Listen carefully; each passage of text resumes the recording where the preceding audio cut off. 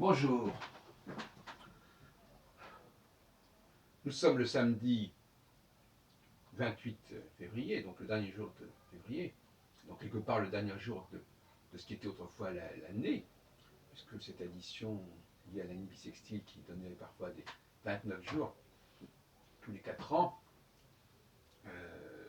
devait normalement avoir lieu à la fin de l'année, donc le dernier mois qui précède le mois de mars. D'aucuns disent que c'est en avril. Enfin bon, enfin en tout cas, il y a plusieurs éléments qui font penser que c'est au printemps que l'année se terminait et qu'elle commençait, c'est l'Ouroboros. Alors, je reviens sur la question du féminin, parce que j'ai écrit certaines choses récemment qui demandent à être précisées. Vous savez que j'essaie de trouver des compromis, des liens entre les hommes et les femmes. Et d'ailleurs, il y a un ouvrage que je suis en train de lire qui s'appelle L'amour de X de A à XY de Lucie Vincent. Et dans cet ouvrage, que je trouve assez remarquable,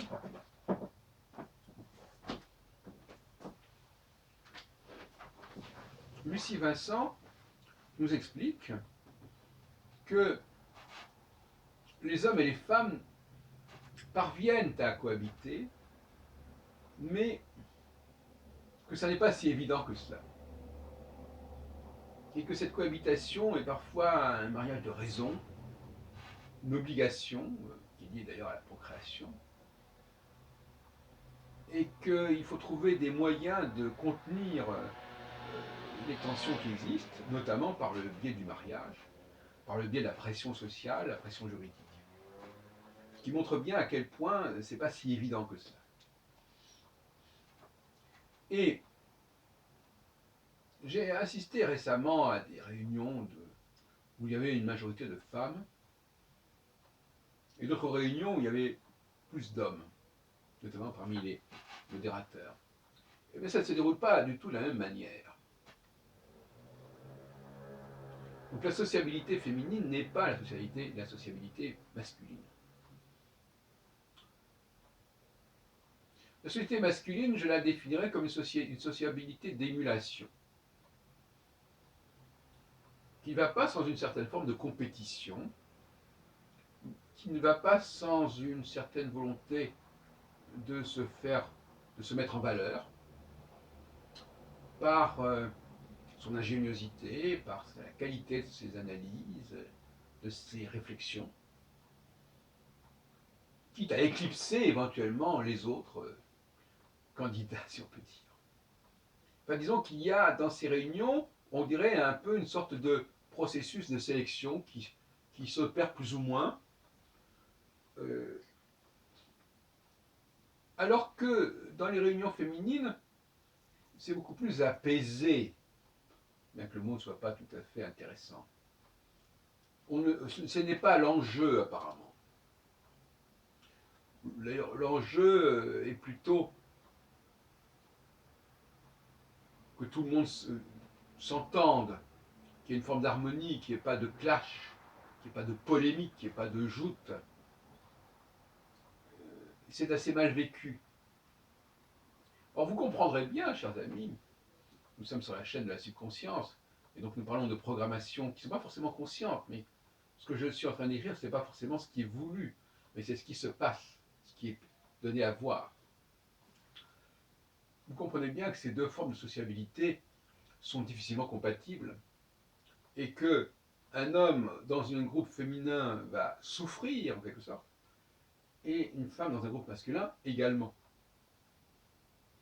Alors il y a parfois des solutions un petit peu bâtardes, hybrides, entre les deux processus, mais on s'aperçoit que selon la tonalité de la discussion, de la réunion, ce sont plutôt les hommes qui vont s'exprimer ou les femmes. Et puis les autres donc seront en retrait.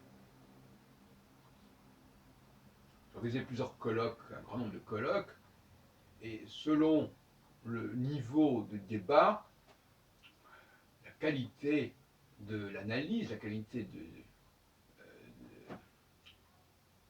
la contradiction qui pouvait avoir lieu, eh bien, on avait plutôt des hommes ou des femmes qui se mettaient en avant. Ça n'a l'air de rien, mais c'est énorme, c'est énorme. Je ne sais pas si ça a été étudié, ces questions-là. Mais c'est dans la sociabilité, dans le mode de sociabilité, que l'on voit les différences entre les uns et les autres, quand la sociabilité comprend une grande majorité d'un ou de l'autre sexe. L'idée de question, de poser question, d'interpeller l'autre, de lui rentrer dedans en quelque sorte, c'est peu, ça passe moins bien chez les femmes que chez les hommes. Dans les réunions où il y a une majorité dans un groupe, dans un sens ou dans l'autre. Un deuxième point que je voudrais mettre en avant, c'est que j'ai des doutes sur la capacité des femmes à reconnaître la valeur spécifique aux personnes qu'elles rencontrent, qu'elles côtoient. D'où cette espèce de volonté de traiter tout le monde de la même façon, qui est une sorte de cache-misère. Hein,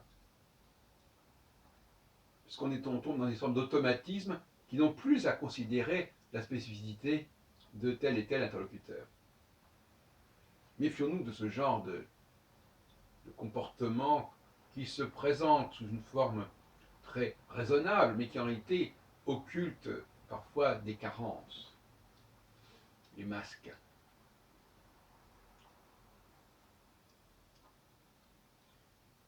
J'ai souvent eu l'impression que les femmes percevaient moins bien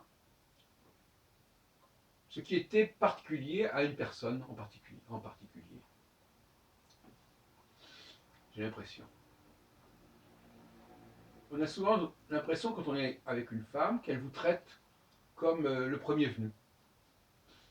Qu'elle ne capte pas ce qu'il y a de spécifique chez vous. Que tout le monde est logé à la même enseigne. Et c'est fâcheux, parce que dans un processus sélectif, et toute société a besoin d'être sélective pour dégager ses forces vives, eh bien ça ne fonctionne pas. Ça ne sert pas. La sociabilité est liée aussi à un processus de sélection, en permanence. Moi, c'est ce que je pense. Et quand les femmes vivent une autre forme de sociabilité, un autre enjeu de sociabilité, c'est lié aussi à une impuissance. À dire, mais comment voulez-vous qu'on sache qui est qui? Qu'est-ce que j'en sais? Donc tout le monde est traité de la même façon. Donc, quand je dis dans mes travaux sur la cyclicité que les femmes élisent les hommes, je crois que l'expression est un peu trop rapide, en fin de compte. Ouais. Elle est même probablement fausse. Je le dis très clairement. Ce ne sont pas les femmes qui vont désigner les hommes les plus méritants. Ce sont les hommes qui se désignent entre eux, qui se reconnaissent entre eux, entre pairs, PIRS. Et au bout d'un certain seuil, les femmes vont se joindre à cela. Elles vont suivre le mouvement.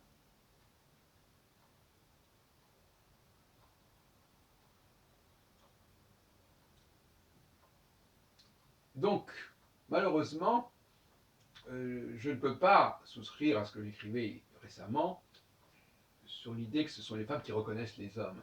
Je crois qu'au contraire, il y a une forme de cécité mentale, de myopie, qui empêche les femmes de reconnaître la valeur d'un homme quand celui-ci n'a pas encore été évidemment validé par les hommes. On n'est pas en train de dire que les femmes contestent la valeur de Beethoven ou de De Gaulle. Il ne s'agit pas de cela. Il s'agit de reconnaître la valeur de quelqu'un dont la valeur n'a pas encore été ratifiée, entérinée. C'est bien de ça dont il s'agit. Autrement, on force des portes ouvertes. On enfonce des portes ouvertes. Donc, le fait que les femmes, massivement, aillent consolider une réputation, c'est quelque chose qui ne se fait que progressivement, à condition que, déjà, certaines réputations aient été confirmées, établies. Comme on dit, elles arrivent un peu après la bataille. Et c'est dommage, parce qu'effectivement, c'était un talent que nous aurions bien voulu leur accorder, mais ça me paraît un peu difficile vu ce que je viens d'observer par ailleurs. Il faut être cohérent. Il y a d'abord pour les hommes à se faire reconnaître entre eux. Pourquoi? Parce que les hommes sont plus marqués par l'objet que par le sujet, paradoxalement. C'est peut-être paradoxal par rapport à ce que j'ai dit tout à l'heure. Il ne s'agit pas d'une question d'ego, ou plus exactement, si, il s'agit d'une question d'ego, et les hommes affirment leur ego, plus que les femmes d'ailleurs, qui ont un ego collectif, plus qu'autre chose. Mais en même temps, il s'agit de parler de l'objet et pas du sujet. Quand Einstein travaille, ou tout tel physicien travaille, il travaille sur un sujet, c'est-à-dire sur un objet. Parce qu'en français, c'est pas clair. Et dans ce domaine-là, tous les chercheurs sont intéressés à avancer. Si l'un d'entre eux a montré qu'il est allé plus loin, eh bien on reconnaît qu'il est allé plus loin. Parce que l'intérêt supérieur, c'est quand même que la société fonctionne bien, que la recherche fonctionne bien, et que l'on avance. Il faut avancer. Il faut avancer. Ça, c'est d'ailleurs le grand principe masculin. Il faut avancer, il faut aller de l'avant, et même si c'est un autre qui va de l'avant mieux que nous, eh bien, on va le reconnaître. Mais aller de l'avant, ça veut dire aller vers l'avenir, vers ce qui va advenir, advienne que pourra, tout est à l'avenant, et ça peut être déstabilisant. Parce que ça remet en question des positions acquises, des savoirs acquis, et ça remet en question un certain état de choses, un statu quo. Et les femmes, elles, au contraire, sont beaucoup plus prudentes. Et, comme je l'ai dit à plusieurs reprises, ce qui les intéresse, c'est plutôt de consolider leurs arrières que de renforcer l'avant-garde. Les arrières, c'est-à-dire ceux qui ne suivent pas, ceux qui sont à la traîne, ceux qu'il faut aider à ne pas lâcher le rythme général, à rejoindre le peloton, comme on dit dans le Tour de France. Ils sont plutôt concernés par les gens qui sont un petit peu comme ça, laissés de côté, laissés à l'arrière. Alors que les hommes, eux, sont plus concernés par l'existence d'une avant-garde dynamique qui progresse, qui remet en question les choses acquises, qui relance des débats, qui relance des questionnements. Vous voyez, donc par ces quelques réflexions générales, je crois que toute personne de bonne volonté cessera d'être omnubilée par la notion d'égalité. Mais en même temps, comme je l'ai dit récemment, la programmation féminine est fondée sur l'égalité. Qu'est-ce que ça veut dire finalement? Ça veut dire que le débat sur ce sujet entre les hommes et les femmes, il est quasiment inconcevable et impossible. Puisque les femmes sont foncièrement et viscéralement pour l'égalité.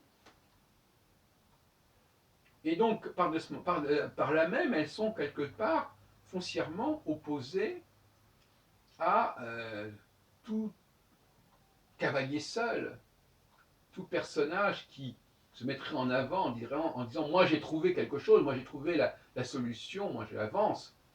Et elles vont lui dire mais vous êtes tout seul, qu'est-ce que ça veut dire vous parlez en quel nom? En mon nom, je parle en mon nom. Et ça c'est terriblement insupportable pour les femmes qu'un homme se dresse en disant je parle en mon nom parce que je sais de quoi je parle, j'ai étudié la question, j'ai avancé sur ce sujet, et pas vous. Et là, on arrive à un certain seuil de tension, un clivage majeur, qui se situe plus au niveau de la subconscience que de la conscience. Et à un certain moment, quand on gratte la conscience, le conscient, quand on le décape un petit peu, qui donne parfois une impression de consensus, on s'aperçoit que viscéralement, il y a des différences quasiment incontournables.